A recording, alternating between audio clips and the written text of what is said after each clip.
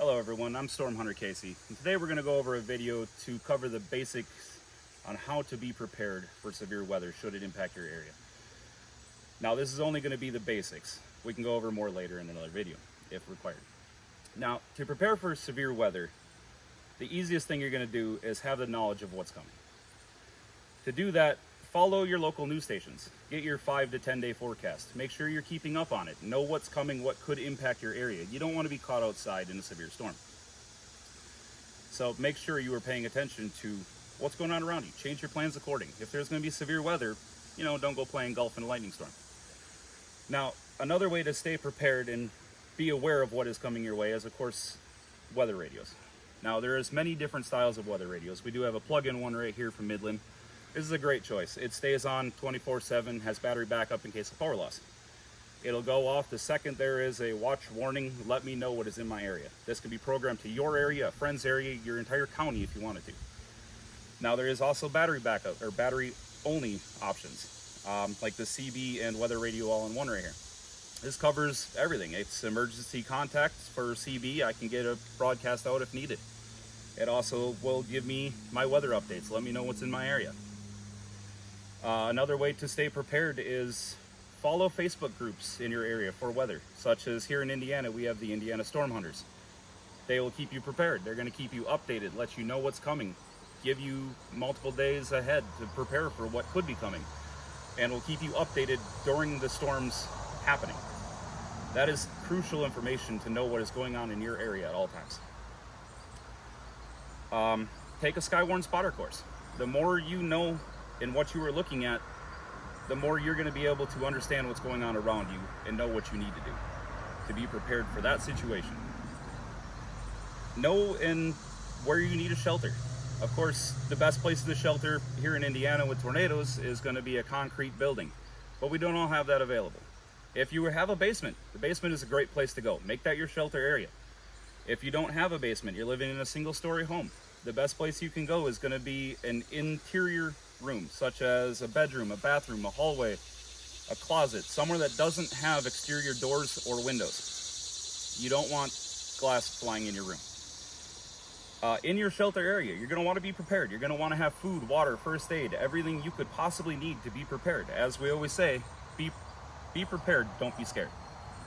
So to do that, make sure you have first aid at hand. We have, your basic home kit. You can buy it at any big box store. It has everything you're going to need for cuts, scrapes, bruises, burns.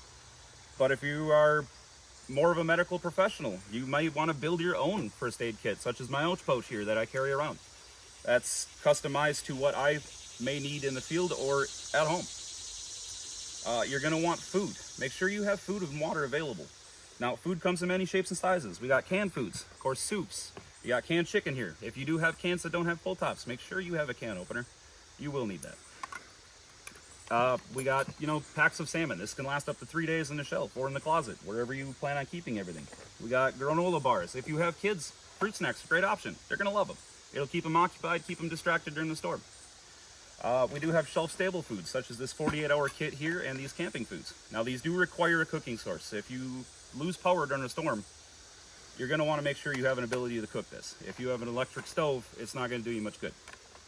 So make sure you have things such as this little propane stove right here. It's small, compact, easy to use. Make sure you are using these outdoors. They do produce carbon monoxide, but it will get the job done for making your food. We do have little camp stoves here. You run on butane. They're great choices. Where there is fire, be prepared for fire. So always make sure you are being prepared. Keep a fire extinguisher on hand. Try to keep one. Always keep fire extinguishers in your house, guys. Make sure you are buying a fire extinguisher appropriate for what you were using it for. This one is rated mostly for electrical fires, which I plan to be prepared for. Make sure you are keeping water in your storage. You're going to need water to cook these items. Make sure you have water for you and everyone around you. It is recommended to have a gallon of water per person per day. Make sure you have that, because storms can keep your water down, your power out for days. Be prepared for that.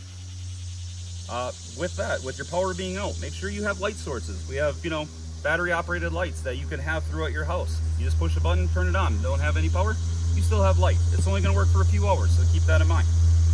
We have crank flashlights. These are small cheap options. They power them up, good to go for a little bit. Inverters, such as this Ryobi inverter here, to charge my devices, my phone. You want to make sure you are keeping power to your devices, to keep in contact with emergency services, loved ones, family, friends. There's, a lot of devices to keep active. You got your kid's tablet, make sure they're distracted. Backup light, you're going to need light throughout your house. You got batteries, make sure you got, power cords available in your bag. Make sure you keep all this together in a backpack. It'll make it a lot easier to keep track of it. Another thing to keep on hand and keep in mind is, tools. You might have to fix something on the fly. This is a can opener, pliers, screwdriver, everything I could possibly need to fix something on the fly, secure something down. After the math, you're gonna have, cleanup. There might be broken glass, debris laying around. Make sure you are staying, you have gloves on hand to clean up. While you are cleaning up, if the power is out, make sure you are visible to everyone around you. You don't want to be out in the street cleaning up tree limbs and down trees and, your trampoline that may be in the neighbor's yard. Make sure you're staying visible to everyone around you. Safety vests are a great choice. Bright t-shirts, bright clothing, red clothing. It's amazing visibility. Keep things like, glow sticks here. Glow sticks are a great option for keeping your kid distracted. In the dark, it's going to be a great choice for making sure you can see where they're at all times. They're going to be, a little glow stick running around. Glow sticks are also great for lighting up around your house, around furniture, doorways. You don't want to be tripping in the dark and having another emergency. If it's cold out during these storms, we do have winter storms here in Indiana. You want to make sure you have emergency blankets, heat sources, hot packs for your hands, portable hand warmers. All of those are great options to keep yourself warm in that event while you don't have power, if you have power furnaces or heaters. Things like baby wipes. Baby wipes are cheap, easy to use. They're already wet, ready to go to clean your hands, clean your cuts, clean your clothes. You may not have water for a few days. You might not be able to take a shower. You're going to want to make sure you are keeping up your hygiene at the same time. It's not a perfect option, but it is an option to help. Cordage. Make sure you have cordage, zip ties, anything you could use to secure things around your house, your decorations, your furniture, your lawn furniture, secure down things in your garden. You don't want things blowing away. You're not going to be able to find it after a storm. So if you do have outdoor furniture, you want to be prepared for that. You know what storm is coming. Make sure, your lawn furniture, put it in your shed, bring it inside if you have to. You don't want flying debris. Flying debris is dangerous for you and everyone around you. Keep clothes, blankets in clothing and blankets in your shelter area. Those are going to be very useful options for staying warm, staying clean. If you do have children, make sure you are keeping their tablets available. Keep their phone charged up. Give them headphones. It can get loud in storms, cracking thunder and lightning. Make sure you're keeping them distracted. You don't want them freaking out. It's going to freak you out, and then everything can just spiral downhill. So, stay distracted. Stay having fun. Coloring books, a great option. Travel books, little things, crossword puzzles. You can use, the same things for you. If it helps you stay distracted, keep away from the storm, you're going to be sheltering for a few minutes. Maybe you want to, just stay sheltered. Wait until the storm passes. I know it's going to sound like you could be stuck there for a while. And that could be the case in some storms. But make sure you are keeping up with the weather radio. Make sure that storm has passed. It can get quiet at times, and then another storm can be right behind it, and then it could be even worse. So make sure you are paying attention to what is around you at all times. Stay sheltered. The longer you're in shelter, the safer you are. With that, guys, I'm Storm Hunter Casey, and this is the basics on storm preparation. Goodbye.